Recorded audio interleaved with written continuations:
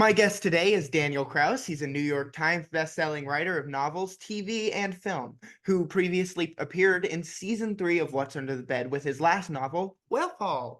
I had a wonderful time researching for that interview and became a fan in the process. Whalefall is one of my all-time favorite books, and I'm not alone. It was declared the best book of 2023 by NPR, the New York Times, Amazon, Chicago Tribune, and more.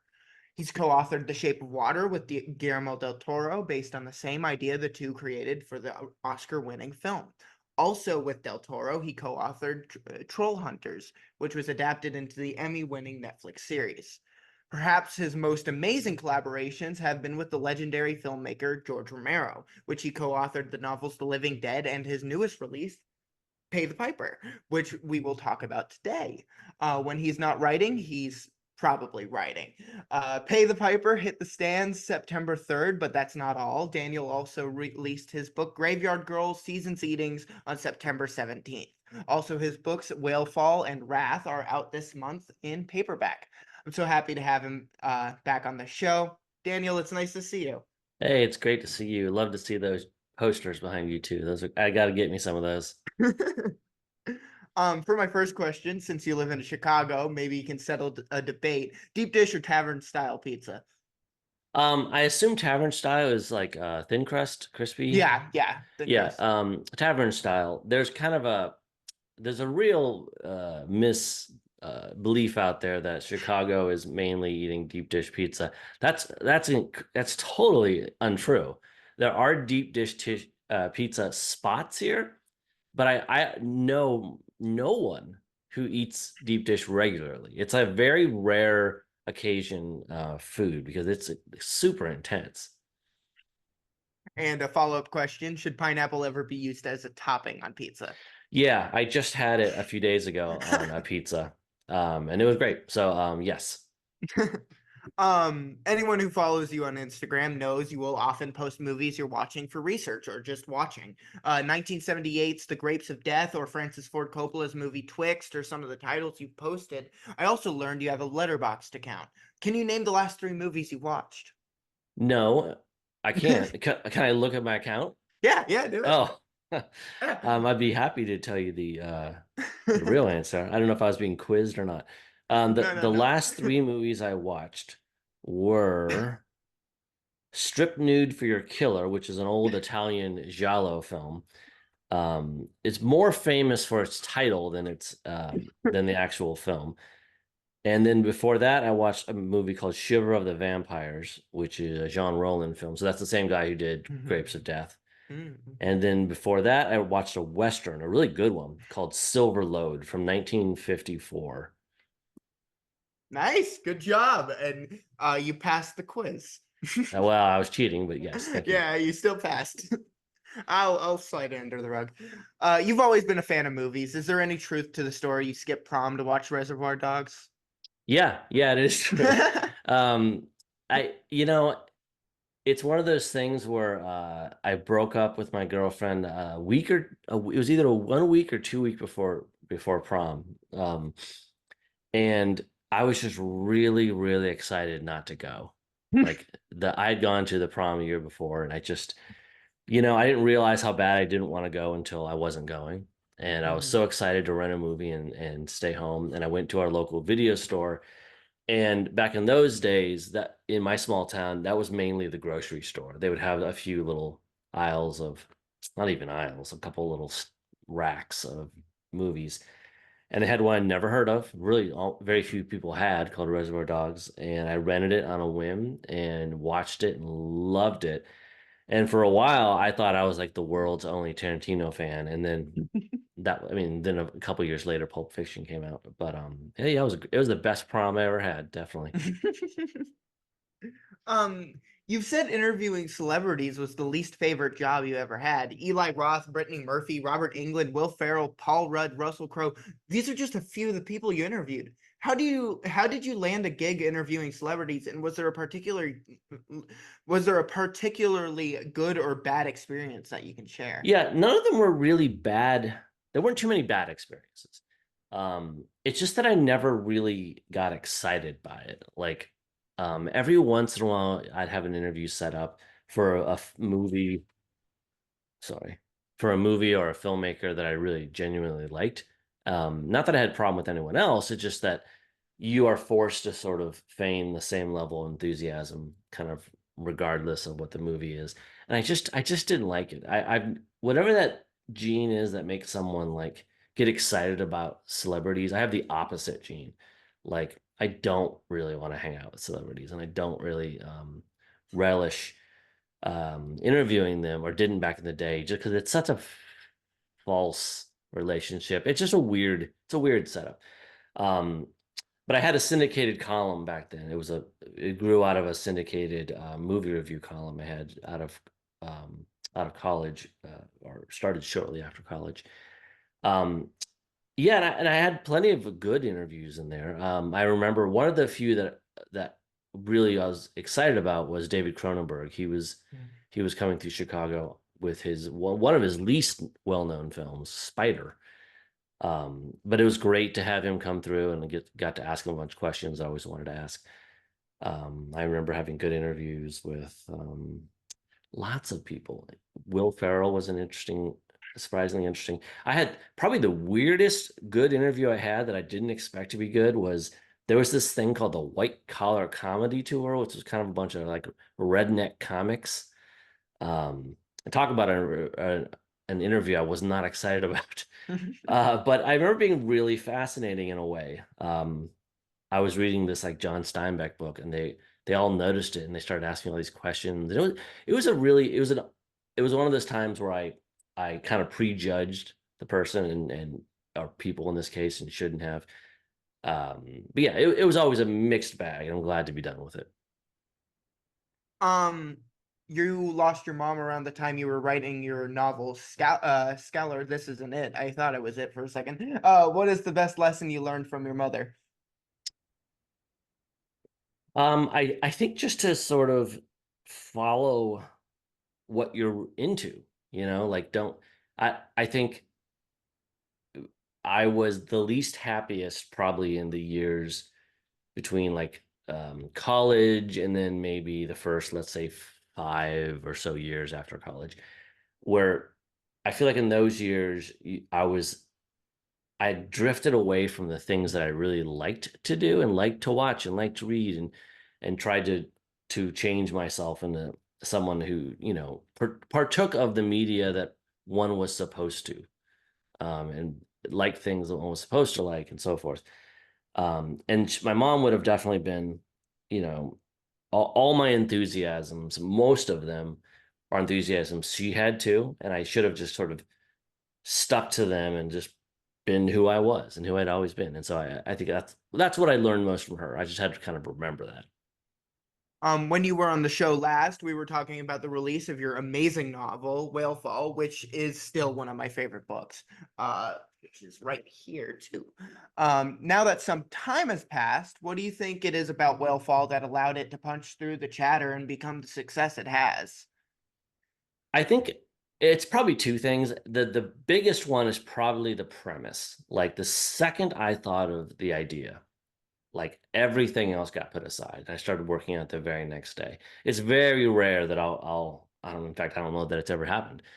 That I've hit upon an idea that felt so rich and so exciting that I thought that everyone who heard it, that premise would want to read that book or see that movie or whatever.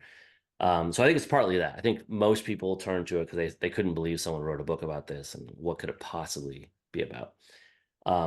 That's part one. That's probably the biggest part. And part two is just I think that people liked it, like they could have read it, and I think it was that it was exactly what it said it was, but it had a kind of a secondary story that no one saw coming. Like Yeah. everyone expected to read Wellfall and read something really exciting, but I don't think Mhm. almost anyone who picked it up expected to find it so moving and so emotional. And I think to have a premise like that, and then to have a sort of um, you know, left jab that no one saw coming was a powerful combination. Yeah, I know I didn't expect it to be so moving, and it was. Yeah, yeah, yeah. Um, You've said Stephen King and Clive Barker were big influences when you were starting out, and Whalefall is dedicated to 10 writers who changed how you write. With Mhm. how accomplished you've become, do you still find inspiration from other authors? Yeah, of course, all the time. It's I think as you get better and better at writing, maybe that inspiration becomes fewer and farther between. I think when you're younger, you're still encountering new types of writing more often. Hmm. um, Authors that do different styles, or maybe you're new in a certain genre you're reading or whatever. So it happens less frequently now, but that makes it all the more exciting when it does happen. Um, so yeah, I definitely get inspired by other writers still, filmmakers, definitely music. It can really come from anywhere in every direction, and that's one of the main tools I used as a writer, is just try to be open to everything at all times and not ever get locked into this is the kind of book I read, or this is the kind of movie I watch. To always Hmm. change it up. Shape of Water won the Academy Award for Best Picture, and your Netflix series won an Emmy. You've won the Bram Stoker Award, two Odyssey Awards for your books Rotters and Scowler. Whalefall was recently honored with an Alex Award. Since we last spoke, it was announced Whalefall will be a motion picture produced by Ron Howard and Brian Grazer for 20th Century Fox. I was recently a guest of Clint Howard at his home and held his MTV Lifetime Achievement Award. He keeps it on his shelf in his living room. Where do you display your awards, and is there room for an MTV Popcorn Bucket Trophy? Oh man, I think the odds of me winning an MTV award are shockingly small. But that would be cool. I've got the things, the awards that are actual objects, Hmm. like some sort of statuette or something I have over on my bookshelf where my books are. Hmm. My books that I've written are. If they're certificates or something paper, they're just in my closet. I don't really have a I don't even know exactly where they are. They're in this closet over here somewhere. um, Brian Duffield has been announced to direct Whalefall, and you are co-writing the screenplay with him. What has been the most challenging part of adapting Whalefall for the screen?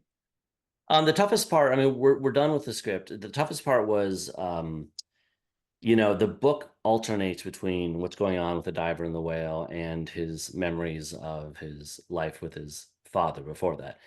And in the book, you can just go back and forth all the time. There might be 50 flashbacks in the book, but in the movie, we knew we'd probably have, okay, we're probably gonna have 4 or 5. Hmm. So we had to somehow take all of the knowledge and emotion and everything that you would need from all of the book's flashbacks and somehow engineer them into far fewer flashbacks. And so deciding how to do that and how to combine the things we need to know into a fifth of the scenes, that was the biggest challenge. The whale plot pretty much translated in a way that was much more even. Hmm. There's not I kind of exhausted things you can do in a whale. So we didn't have a lot of room to sort of freestyle new scenes inside the whale. Most of that more or less follows the book. Hmm. Collaborations have become a specialty of yours, Brian Duffield. It's just the latest of many. You have the Graveyard Girl series with Lissy Harrison. There's your work with Guillermo del Toro, Wrath with Sharon Molam, and your two novels with the great George A. Romero. Romero's works aside, what draws you back to collaborations over and over again? I think I went through in the middle part of my career, I guess. I feel like I'm kind of entering a third. I don't know how many acts my career has, by the way. So I don't want to say the third act is the last act. I hope it's not. I'm not particularly old yet. But uh the sort of second act of my career, I think, had a lot of what featured a lot of me trying to change up how I wrote. I didn't want to start feeling like I was writing books that all felt similar. And so that's when I'd say approximately with Blood Sugar, that's when I started to play with the idea of creating new problems for every single one of my books, like write it in some sort of prose way that I've never written, or something like Whalefall, where the knowledge required is far, far outside of what I understand. And one way to shortcut pushing you out of your comfort zone is working with a collaborator who has their own ideas. So that, I think, was part of it. I wanted to push myself. I kind of feel like I'm pivoting into away from that now. I don't, if I had to guess, I probably won't be doing any more collaborations after the Graveyard Girls. But I should say that I would have said that at the beginning of my career too, that I wasn't going to do any. So you never really know. You know, I think once you have a reputation for being an interesting collaborator, the word kind of gets out there. And so interesting people contact me all the time, kind of, would you be interested in working with this person? And generally I say no, but every once in a while, or I can at least theorize, someone really interesting and really cool coming to me with a concept or something. So I never say never, but I'm guessing I'm sort of phasing out of that. Yeah. Who is the tiebreaker in a disagreement when you're working with another author? There is no method for that. It really is a discussion. You win some, you lose some. You have to know when to fold, when sense when something is really, really important to the other person and when it's not. I usually fight fairly hard for what I want, but again, I would go back to the fact that I'm trying. Part of the purpose for me on the artistic side of collaborating is to have to work in different ways. So I don't really want to get get my way all the time. Individually, for each individual incident I do, but I know intellectually that it's better if I don't get my way all the time, because then I have to find a way into the project or the scene, or that will force me to think outside of the parameters that I normally am thinking within. Yeah, I'm also guessing it's really easy to win against George. Yeah, it's especially hard with George because he's not here. So I have to kind of play George in my head. It's like boxing yourself. Like I would say, here's something George has written. I don't think it's right, and then I have to really think about, okay, he's written a limited amount of pages here, so I don't want to hastily delete something. Is there a way I can use it somewhere else in the book? Is there a way I can give this action to a different character? Is there a way I can salvage it somewhere else? So it's a whole new kind of puzzle. Film directors are in charge of the story in movies. In television, the showrunner writer is in charge. Has there been any talk about adapting The Living Dead as a limited series? And would you consider signing on as the showrunner if it did? There has been talk. I feel like it almost happened once, and then for various reasons, it didn't. Um, I'm hopeful it will happen someday. There's nothing imminent. But it's certainly the world of like big budget zombie stuff is a sensitive one, because it comes and goes. Suddenly there's too many shows that have zombies in it, too many movies, and you have to wait for the tide to sort of go down. So the timing of it is always kind of an issue, because it's a big story, so it's not something that some independent filmmaker is going to be able to handle. I would love to be involved with a show. I don't think it would be wise to jump to a showrunner when I haven't even been in a writer's room before, so I'm not putting myself up for that job quite yet. You first watched Night of the Living Dead with your mother around 5 years old. You would watch it all the time growing up and developed an appreciation for all of Romero's work. Would you tell me about first meeting George? Yeah, I mean, I only met him once. That's the wild thing, and there it is. That's the day. So that was, boy, at this point, that would have been 14 years ago, something like that, a long time ago.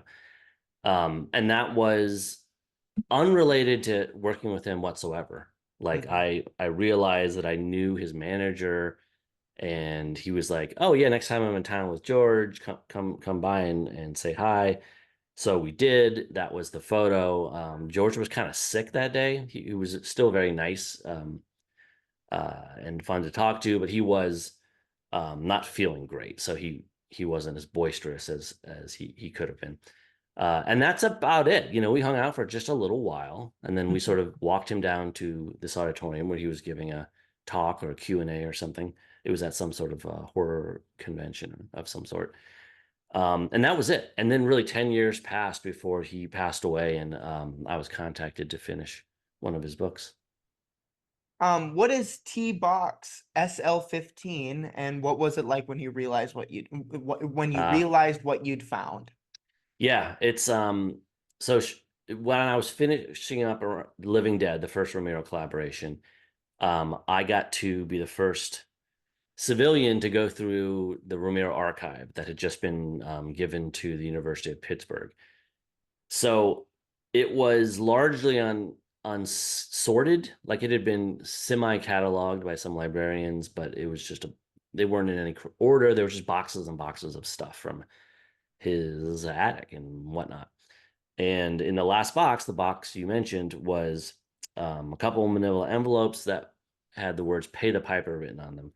And this was the last discovery I made going through them, and the most exciting to me being a novelist, and that here was a second novel that he had written. And unlike The Living Dead, this was not one that was known.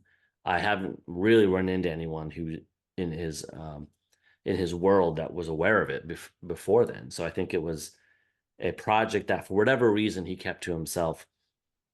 So that was very exciting to me because there was a lot of it. It was 300 some pages of material that then just mysteriously stops mid-chapter. So I don't know what distracted him, why exactly he quit.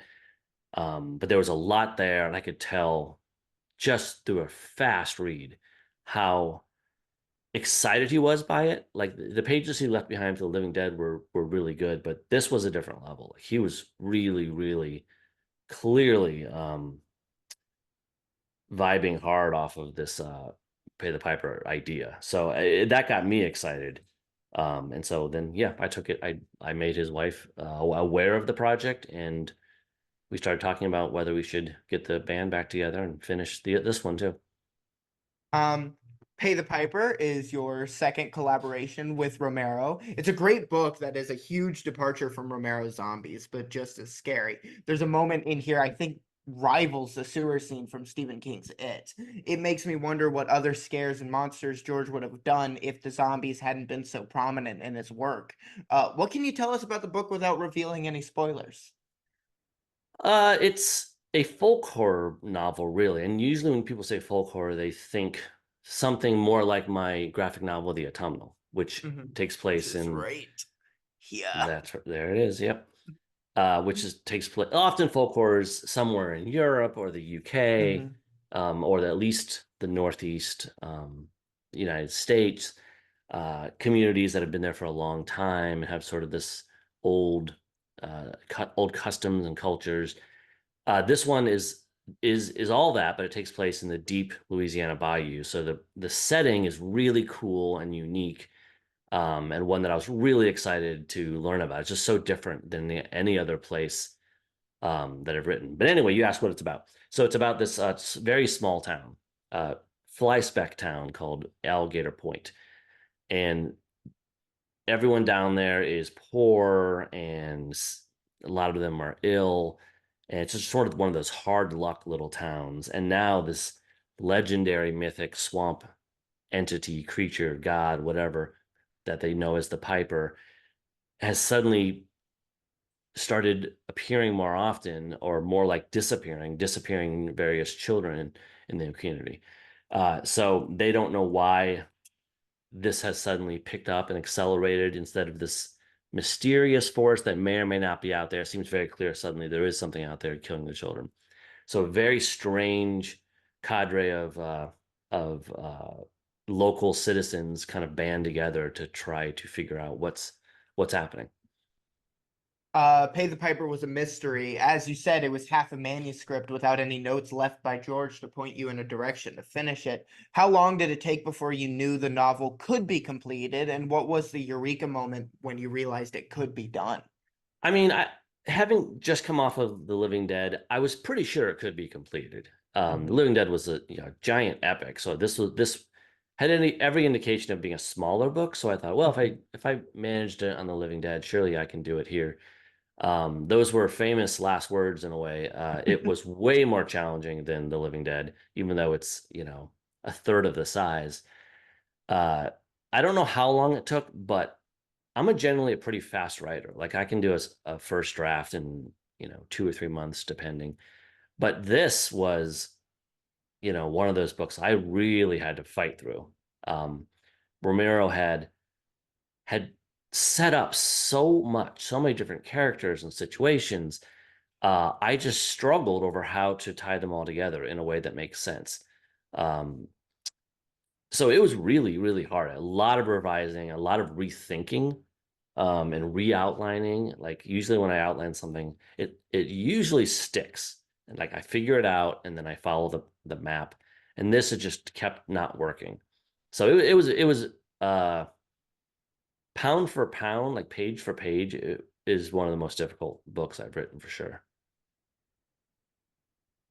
This is the first edition copy of The Magic Island by William Seabrook from 1929. It's the book that introduced Haitian zombies to America and Europe and also is a tome of racism. What were your primary research sources for this project?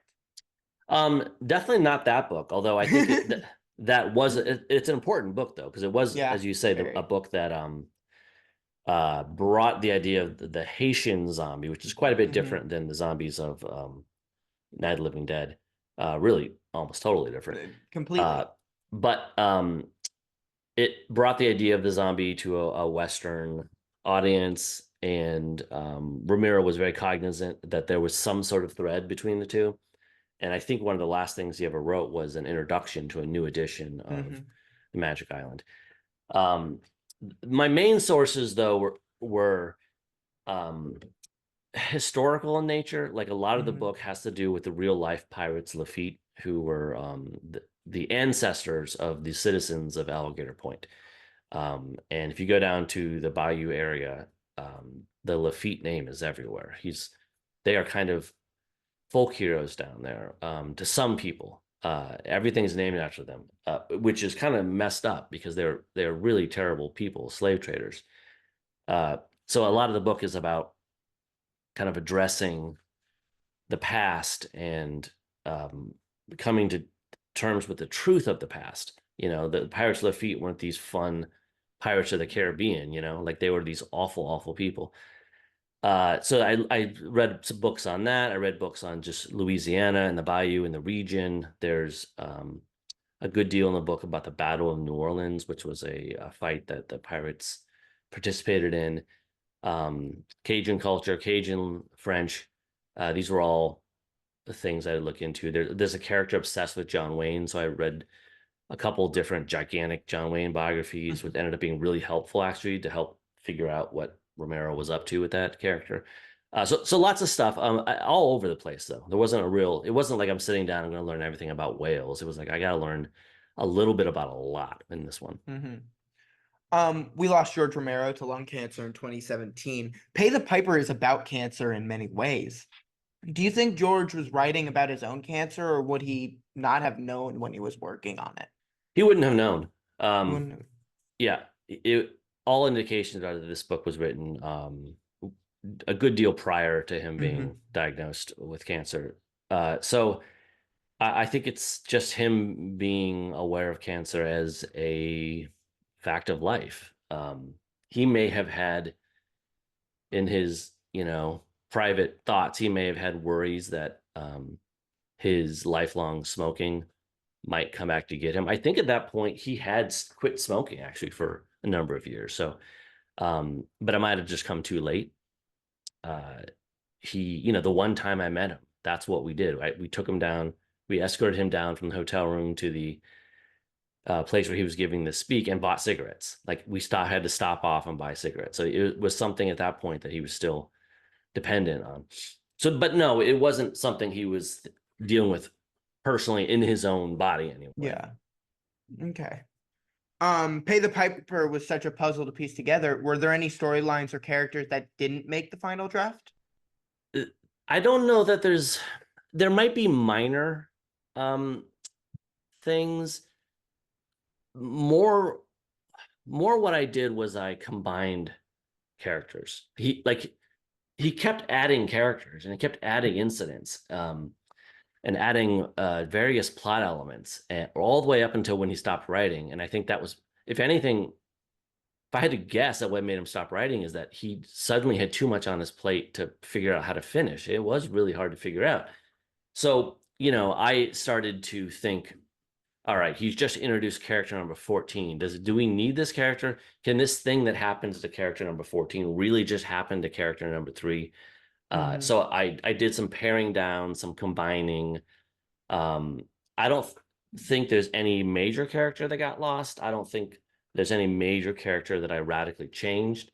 Mhm. All the main characters in the book were begun by George and still have every spirit that he put into it. Um, as you said, Pay the Piper was unknown when you found it. Are there any other manuscripts or unfinished screenplays out there to look forward to? You've been through the papers, but have you checked like the computer hard drives, the various screenwriting softwares? I know that the University of Pittsburgh, like they do have those kind of things like hard drives and whatnot. And I don't exactly know what the process is of archiving that stuff. I'm guessing that part of the process is printing out hard copies and preserving Mhm. them. Um, Everything I've been through, there are definitely no more novels. There are a Mhm. couple pieces of fiction that are unfinished, like that could be like short stories or something, Mhm. but they're not very long. There's oodles of screenplays though. There's there must be over 100 unproduced screenplays in there, and treatments. Some screenplays are finished, some aren't finished, some are just sort of outlined, some are just like one paragraph ideas. That's just the archive's just filled with that stuff, and there's resources out there where you can um, read about what's in there. There's a great book by Adam Hart called Raising the Dead, where he goes into it's a pretty new book. It goes into a lot of the projects that are in his archives. That's where I'd start if you were interested in that kind of thing. You have amassed enough knowledge on George Romero, his work, and the way he thinks that you could write a book, and you could call it Partially Devoured, How Night of the Living Dead Saved My Life and Changed the World, just throwing that out there. Do you Yeah. think you could have completed Pay the Piper without the experience of writing The Living Dead? Um, no, I would have had to have started with how I started Living Dead, and that's with interviewing his wife and other people who knew him, rewatching all of his movies and commentary tracks, reading every single interview that was available out there that I could find. Like that was all work that prefaced both The Living Dead and that I didn't have to do again for the Pay the Piper. Mhm. I that was sort of getting into the head of George. I only had to do that once, and then I was pretty much still there by the time I was working on Pay the Piper. I've optioned a horror movie to produce. When I read the lead character and her mother are watching a movie on TV, I immediately decided it has to be Night of the Living Dead. With your vast insight into George Romero, is there anything you wish was more widely known about him, or is there anything you believe is misunderstood that you wish was corrected? Well, I mean, Pay the Piper is I did it because I loved the story and I wanted to work with George again in a fashion. Um, but I think that the estate and University of Pittsburgh and the George A. Romero Foundation, part of what they're hoping to get from Pay the Piper is a heightened awareness of Romero as a complete artist. All those screenplays that I mentioned before that are unproduced, some of them are horror, but lots of them aren't. A lot of them are there's westerns, there's sci-fi, there's uh, kind of romance. I mean, there's everything. He did not want his biggest regret as an artist was that he got trapped making only horror, and that's wasn't his. I mean, he liked horror fine, but that certainly wasn't what he would his number one genre, what he would normally choose to watch if you were sitting at Mhm. home. So Pay the Piper is horror, of course, but it's not zombies, and that was, you know, that was where he was really penned in, is that he had to find interesting ways that interested him within the zombie box by the time he got to the last like a decade of his career. So he would have been thrilled to work on something like Pay the Piper just because it didn't have flesh-eating ghouls in it. And you can tell, like you can tell how excited he was about just the Yeah. character stuff. Yeah, it's crazy packed. Did you pick up any favorite Cajun words or sayings while writing Pay the Piper? Oh man, books take so long to come out. It's probably been a year and a half since I turned the book in, but I feel like I did pick up some Cajun words. Um, they're just my short-term memory is good, but my long-term memory these days is awful because I'm learning everything I can about something, like whales, for example, and then I got to get rid of it, and I got to fill my head with World War One knowledge for my book that comes after that. So I've forgotten, tons of stuff that I would have been fresh in my mind a year and a half ago. So I can't give you offhand favorite Cajun phrases, but I know I had some. They're really fun. Do you outline your stories before you write, and what's your rewriting process like? Yeah, I usually outline. I almost always outline. The extent of the outline varies.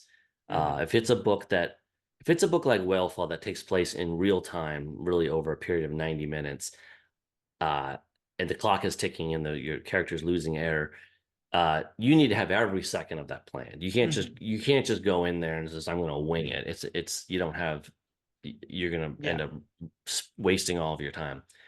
Uh, I have found since I started outlining with my second book, and I'm about to start book number 30. So I speak from experience when I say uh, outlining for me does the opposite of what people who don't like outlines would think. Like I don't feel hemmed in or penned in by outlines. I feel like having outlines allows me to go wild with the writing part of it. Like I sort of know where the next point on the trip is. And so between those, I can really freestyle and just really focus on the writing and it's a really nice mix of control and chaos that to me really, really works. And I Pay the Piper was no different. I had um an extensive outline of Pay the Piper too. The only problem is I kept having to fix it because it wasn't working. I've heard you write 6 days a week and take Sundays off. What does a day off look like for you? Are you playing board games at Hopleaf in Andersonville or catching Cubs game at Wrigley Field? Those would both be great days off. That's not what I'm usually doing, but those would be nice days off, and I certainly have done that. Um, Mostly it's sitting around trying not to work and trying to distract myself from wanting to write. But yeah, when baseball season is in, definitely watching some baseball. Um, yeah, I do like board games. I've got a couple of friends who I play board games with. So those are all things that I do. But my brain is always thinking about the books. There's always an element where Sundays are when I'm kind of stewing and percolating over ideas. Like back years ago when I had a full-time job, that was most of the days of the week where I was just thinking and thinking and thinking about what I was going to write when the weekend came. And then that meant when the weekend came, I was ready and I would just write thousands of words. So it's like that, just at a different scale. The business side of writing seems to have you hitting the road during the fall months to promote your fall releases. Ugh. Are you able to write 6 days a week when you're on the road? And what's your favorite Daniel Kraus swag? Oh my God. I'm not surprised you have the Whalefall coffee, but I'm impressed that you got to Pay the Piper beer because that's brand new. It's put out by the same company who did the Whalefall beer, Orono in Maine. Um, I think, boy, I really like, I've had two coffees now and two beers made from my books. I don't know. I think my favorite swag, though, is neither of those. There was way back when my third book came out, SCOWLER. At some big event, they printed up all these SCOWLER masks. It's like the mask of the guy who's on the front cover. and there's a few photos up there with everyone holding these SCOWLER masks of their face, and it's just so disturbing. So that might still be my favorite swag that I've seen. But no, on the road, no, of course I'm not writing 6 days a week. But I do love writing in airports and on airplanes. So when I'm on tour, which I am about to go on in a couple of days here, I love having something to work on because it just makes the time go really quickly. So actually, I need to give a shout out to Brian Grabiner at Dark Matter Coffee in Chicago for the Whalefall coffee, and Justin Soderberg at Arano Brewing in Maine for the Pay the Piper IPA. Justin also has the Capes and Tights podcast that everyone should check out. They really came through to me for me. Yeah, they're great. I got this 2 days ago. Whoa, they It's just the have last like an archive ever of it? bag. It's the Wow. last ever bag to exist. Wow, I would have assumed you got that last year. No, I got that 2 days ago. I can't And then believe this they one still we had some. contacted them and got it. Wow. Yeah, and I'm underage, so I mean, I get away. can't say that the coffee, and that's really old for coffee, so it may not taste that good. Maybe Oh you should just no, keep it in the bag. they replaced the coffee. It's a Okay. whole different coffee. Oh, wow. That is It's a nice whole of them. different coffee. Yeah, it was awesome. They even sealed it and everything. It was awesome. Nice. You're such a prolific author. Pay the Piper hit the stores September 3rd, and Graveyard Girls Season Eatings lands September 17th, and there's more to come. Angel Down is a supernatural novel set during World War I. The Sixth Nick is your first sci-fi novel. Partially Devoured is your first non-fiction book. You're tinkering with something involving a female long-haul trucker, and many more. You're always challenging yourself and pushing to tackle new things. With so many stories to tell and only so much time to write them, you must have to cut ideas loose from time to time. What are some of the best ideas you've had to leave behind?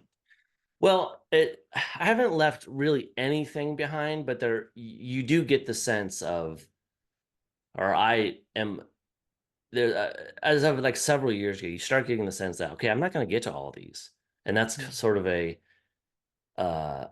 way of reckoning with death, I guess. You start realizing I'm not going to get to all these ideas. I'm not going to be able to write all the books I want to write. That said, I couldn't tell you which ones. I'm not really throwing any back in the lake either.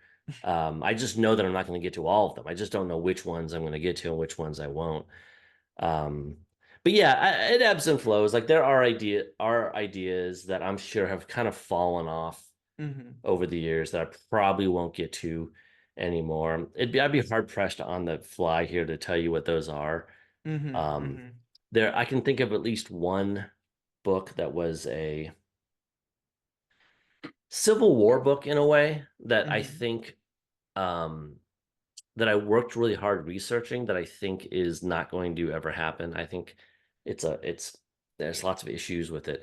But thankfully, about half of that book has turned into a different book. So it's like parts are going to be salvaged from it, and that often happens too. This last question is a little different from the Sophie's Choice you got last time. Stephen King formed a rock band called Rock Bottom Remainders with other authors. Band members have included King, Dave Barry, Amy Tan, Matt Groening, and others. Maya Angelou was even an honorary member. What authors would you want in your band, and what instrument would you play? Oh man, this is really hard. The only instrument I ever played a little bit of was guitar. But so I guess I'll say that, but definitely like rhythm guitar. I'm not going to be a lead guitar. So that's me. Yeah, I say you get the two guitarists, a bassist, and a drummer. I'll say you get those. Okay, so White stripes. I mean, or you get the White Stripes treatment where you only get two. Well, I was already thinking about how to cheat this question. I was thinking some bands just have two people in them, so maybe I go at that.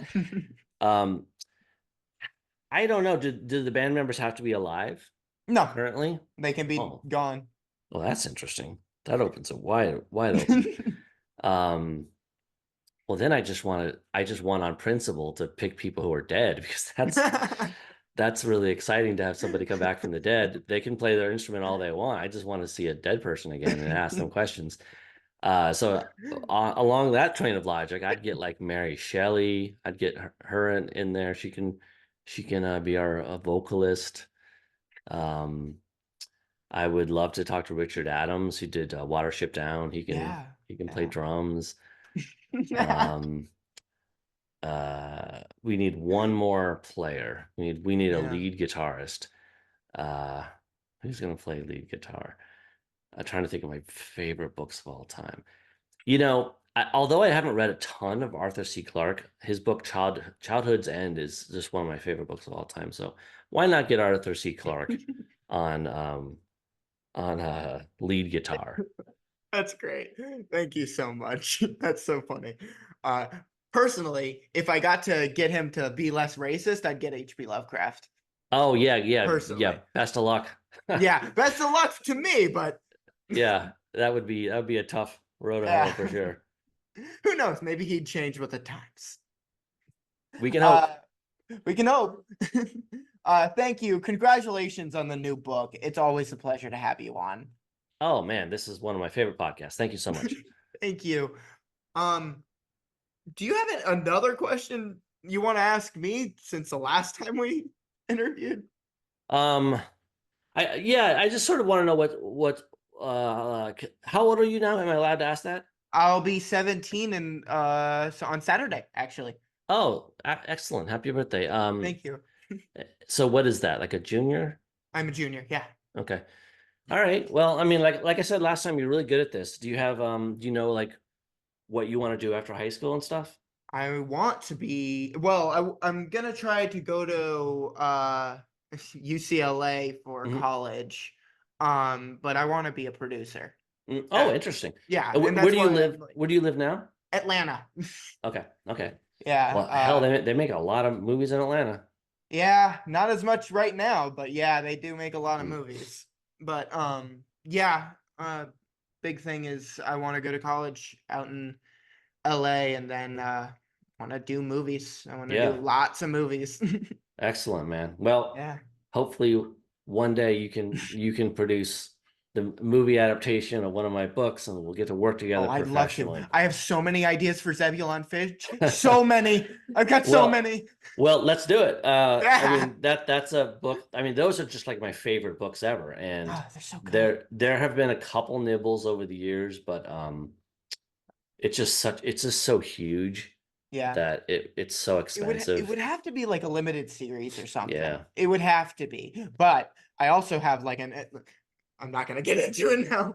Okay. Um, Thank you so much for You this you're very interview. welcome. You're very welcome.